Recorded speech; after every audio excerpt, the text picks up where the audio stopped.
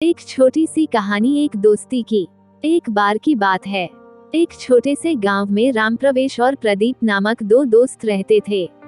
वे साथ में खेलते कूदते थे, कोई भी काम हो साथ में करते या कहीं आते जाते तो साथ में ही। वे एक दूसरे के सहारे रहते थे, दिन भर साथ में कठिनाइयों का सामना करते थे और खुशियों का अनुभव करते थे। एक दिन जब वे घूमने निकले तब उन्होंने गांव के पास के जंगल में एक पुराना छोड़ा हुआ कुआं देखा। वे उसके पास गए और उसे सूखा हुआ पाया। उन्होंने देखा कि उस कुएं में एक छोटा पौधा जीने की कोशिश कर रहा है। दोनों दोस्तों को पौधे के प्रति दया हुई और उन्होंने तय किया कि वे इसे अपने गांव में ले जाएंगे और इसकी देखभाल करेंगे। उन्होंने पौधे को नीचे से खुदाई की और उसे धीरे धीरे कुआं से निकाल लिया। वापस गांव में उन्होंने पौधे के लिए एक ठीक स्थान ढूंढा और उसे वहां रखा। उन्होंने उसे आशा नाम दिया क्योंकि उन्होंने सोचा कि वो आशा और सफलता का संकेत है। समय के साथ आदित्य और विजय अलग अलग दिशाओं में चले गए। वे अपने अपने काम में व्यस्त हो गए और उनकी दोस्ती में कमी आ गई। दूसरी तरफ आशा, जिसकी वे दोनों मिलकर देखभाल करते, वो भी अकेली हो गई और कमजोर हो गई। एक दिन जब रामप्रवेश गांव के पास से गुजर रहा था, उसने देखा कि आशा बहुत कमजोर हो गई है।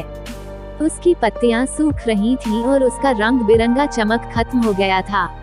रामप्रवेश को दुख हुआ और वह जल्दी से प्रदीप को ढूंढने निकल पड़ा।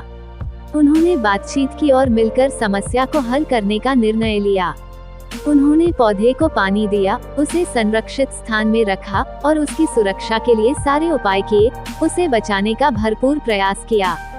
उन्होंने काफी वक्त बाद मिलकर बातचीत की और अपने खुशियों और दुखों को साझा किया। उनके प्रयास से आशा को फिर से जीने की शक्ति मिली।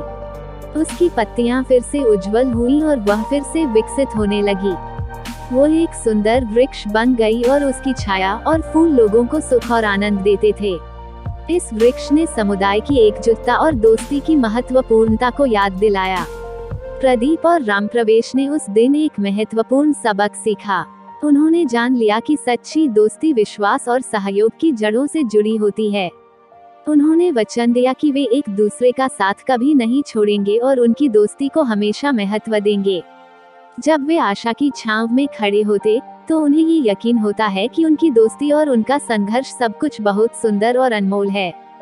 दोस्तों, मैं जानता हूँ इस छोटी सी दोस्ती की कहानी को सुनकर आपको अपना वह दोस्त याद आया होगा जिससे आप काफी समय से नहीं मिले, किसी वजह से उसके टच में नहीं रह पा रहे हैं। तो चलो उससे मिलने की आज ही कोशिश शुरू करो।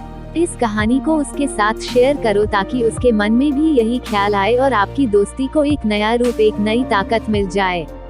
कहानी अच्छी लगी हो तो वीडियो को शेयर करें, चैनल को सब्सक्राइब करें, बेल आइकन घंटी को ऑल करें। नेक्स्ट वीडियो में फिर मिलते हैं, तब तक के लिए जय हिंद जय भारत।